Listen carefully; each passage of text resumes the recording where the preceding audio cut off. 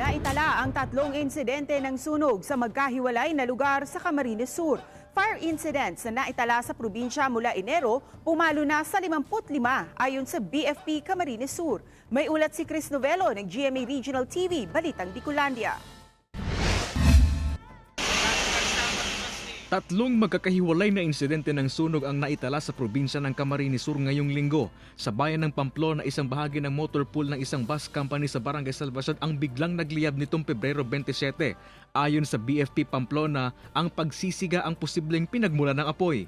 Kasama sa mga napinsala ang combustible materials, gaya ng foam at plastics.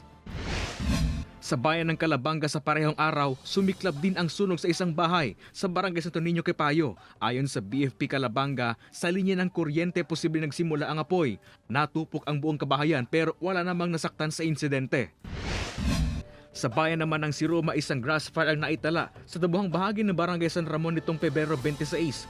Mabilis na kumalat ang apoy kung saan napinsalan nito ang halos 2 hektarya ng damuhan. Inaalam pa sa ngayon ng mga otoridad ang halaga ng pinsalang iniwan ng mga magkakasunod na sunog. Sa tala ng BFP Camarines Sur, nasa 55 na fire incidents na ang naitala sa probinsya mula Enero 2024. Ang problema sa electrical connection, napabaya ang niluluto at nag-overheat na appliances ang pangunahing dahilan ng mga ito.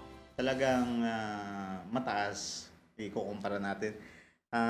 Yung total ng last year kasi same period is 34. Tapos ngayon, naging 55. Tumaas siya ng 61%. Kaya muli nagpaalala ang BFP sa publiko na magdoble ingat para maiwasan ang mga insidente ng sunog, lalo na ngayong mainit ang panahon.